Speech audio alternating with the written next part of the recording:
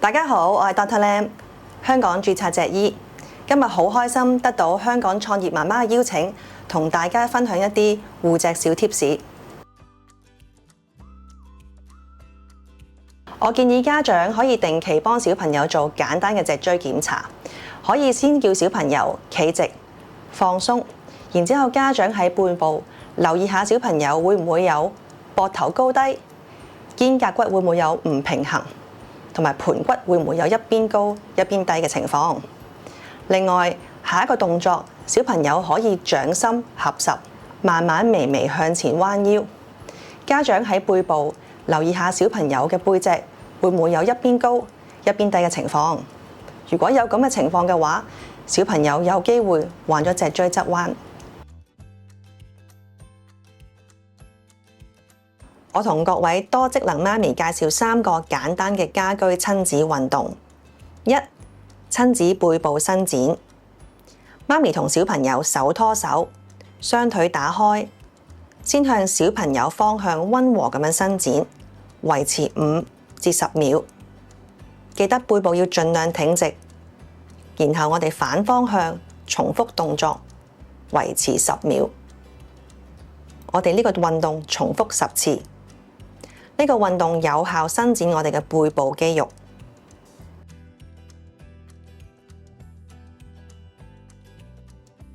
2. 親子空中踩單車。媽咪同小朋友仰臥喺地下上面，腳板對腳板，慢慢一齊空中踩單車。要好好控制動作，唔需要過急㗎。我哋連續踩10個圈。之後相反方向再踩10個圈，呢個運動有效鍛鍊核心肌肉。3. 親子深蹲。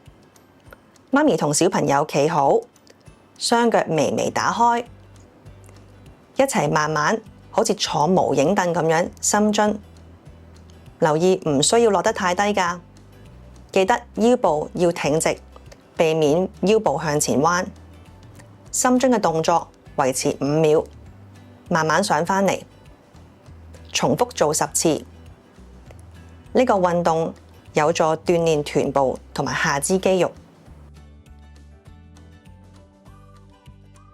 鐵路營運雖然大家就係19個鐘搭車，其實夜晚咧我哋收咗車之後，其實都仲係有好多嘅維修工作要做嘅。咁所以我哋本身份工咧，好多時咧24小時其實都係一個 standby mode 裏邊。我個仔好細個嘅時候咧，其實都係好多嘅 struggle，點樣可以用多啲時間去陪住個仔？因為咧我本身係個工作狂嚟嘅，都係咁啊，好想好投入份工作啦，亦都好中意有份工作。咁但係咧小朋友細個啦，你哋都覺得我好似對佢好重要，因為咧點樣教佢其實影響佢一世啦。每日放工翻去可能佢都差唔多瞓覺嘅，好多時都咁，但我都會捉佢傾下偈嘅。咁我會同佢分享下我做啲乜嘢啦，嗰日我見到啲乜嘢啦。咁因為始終我哋做鐵路，其實小朋友受到影響咧，其實佢都對鐵路好有興趣嘅。我一直都好細個同我仔講咧，就係我仔覺得媽咪你好忙啊，成日都唔得閒陪我啊咁。咁我就話我雖然唔得閒陪你，不過咧我做緊一啲好有意義嘅事，因為咧我係為咗成個香港去有貢獻。我哋咧係 keep 住個城市去前行，同埋咧我哋係幫助好多其他嘅香港人。我覺得小朋友嘅成長咧，我覺得做家長都係好望子成龍啦，好希望佢跟我哋想佢行嗰條路嘅。咁我都試過喺我仔小一嘅時候啦，咁咧嗰時都係狂谷佢嗰啲補習班啊咁。咁好彩我後尾就好快 realize 到其實佢唔開心。咁我就好清楚問自己，究竟同我先生都傾，究竟我哋想個仔係點樣嘅咧咁。咁我哋又諗翻啦，我哋喺佢出世嘅時候，其實希望佢係一個開心、快樂、健康嘅成長環境度成長。做媽媽其實最緊要就係唔好幫個仔話晒事咯，真係唔好諗住佢一定要行你想佢行嗰條路。其實每個小朋友咧都有唔同嘅長處同埋短處，其實應該係幫佢發揮佢個長處，令到佢嘅成長係健康快樂。咁佢自然就可以有一個健康嘅價值觀。咁所以我覺得係，如果大家嘅關係好咧，其實佢都曳唔出樣嘅，同埋佢都會同你講下，分析下件事啊，譬如講下俾你聽發生咩事咁樣。我諗好多 working mom 都係哇成副心機擺晒喺工作同埋擺晒個家庭度，其實唔記得咗自己。咁我覺得自己都緊要嘅，真係。因為如果你24小時都望住個小朋友，其實佢都好大壓力嘅。因為我諗我嘅成長環境係我媽媽咧就話全部啲集中力都俾晒我，成日都 focus 住我，咁我覺得好大壓力嘅。因為我都希望係做 working mom， 如果喺你而家仲係小朋友好細嘅時候，其實當然陪佢緊要啦，但係自己中意做嘢，譬如我中意份工嘅，咁我覺得返工都係一個對我嚟講減壓嘅方法嚟嘅。其實好感謝公司啦，因為即係我諗好多個老闆其實都係好支持、好理解嘅。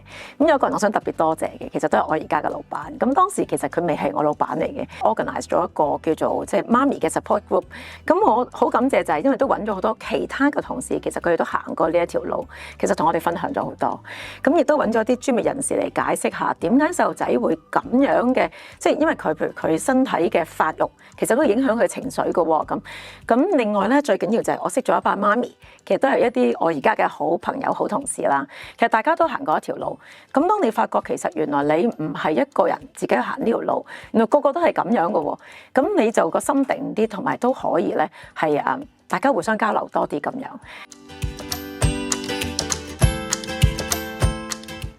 大家好，我係莊敬儀醫生，係一位精神科嘅專科醫生。今日好榮幸得到香港創業媽媽嘅邀請，透過香港醫學會嚟到呢度同大家分享一啲心得。我希望同大家一齊打打氣，講講我哋媽媽平時會面對嘅壓力來源，以及點樣可以保持身心嘅健康。作為多職能嘅媽媽，我哋經常要喺家庭同埋事業之間取個平衡。呢啲嘅角色唔止係挑戰，其實亦都係壓力嘅來源。外在壓力來源，例如喺家庭方面，媽媽唔單止要照顧小朋友，仲要兼顧其他家庭成員嘅需求。無論係教育子女、照顧家人嘅健康，或者處理日常嘅家務，責任都真係好重。而喺職場方面，有啲工作崗位可能要求比較高，例如要趕期限啦，應付繁忙嘅工作量，仲有同同事之間嘅合作問題。內在嘅壓力來源，例如角色嘅轉變，從職場返到家庭，身份嘅快速轉變，經常會令到我哋嘅心理未必咁容易適應。例如喺職場係領導角色，但係返到屋企就會即刻要變返做媽媽，呢種嘅轉換真係好考驗我哋嘅適應能力。另外，自我形象可能與期望有落差，好多時媽媽會不知不覺咁同其他家庭或者係媽媽作為比較，呢樣會令到自己嘅壓力更加大。責任感有時候都會成為壓力。作為媽媽，成日都擔心自己會唔會影響到仔女嘅成長同埋未來，呢份責任都唔輕㗎。因為長期受壓力嘅影響，媽媽可能會出現以下嘅情況：喺身體上會有失眠、腸胃不適或者係身體嘅痛症；而喺認知方面會有焦慮嘅想法，會經常擔心未來，而呢啲擔心係會影響日常嘅生活。另外，亦都會有負面嘅諗法，覺得生活冇晒樂趣，亦都睇唔到事情積極嘅一面。喺情緒方面，會容易嬲，情緒波動大，甚至係容易喊。至於如何可以減輕壓力同埋提升精神健康呢？首先，我哋要留意時間管理。大家要明白時間係有限嘅，每一日得24小時，我哋要學識點樣優先處理最重要嘅事情，並且要簡化日常生活上邊不必要嘅細節，唔需要事事追求完美。例如，日常做好基本嘅家務就已經足夠，咁就可以騰出多啲時間俾自己同埋陪下屋企人。其次係尋求支持，家庭內部嘅分工係好重要，大家可以多啲溝通，鼓勵其他家庭成員分擔一啲家務。如果壓力都已經影響到睡眠或者身體嘅健康，不妨主動向家庭醫生尋求專業嘅醫療建議。最後要建立自我嘅空間，即使日常嘅繁忙，媽媽都可以為自己創造一啲屬於自己嘅時間。呢啲自我嘅空間唔一定需要完全去擺脫孩子或者家庭，而係利用呢啲短暫嘅時間，幫助自己可以調整自己嘅情緒同埋壓力。喺屋企嘅環境可以創造一個互相陪伴，但係又保留有獨立空間嘅相處模式，等小朋友學識自我獨立，而媽媽就有時間做一啲自己想做嘅事情。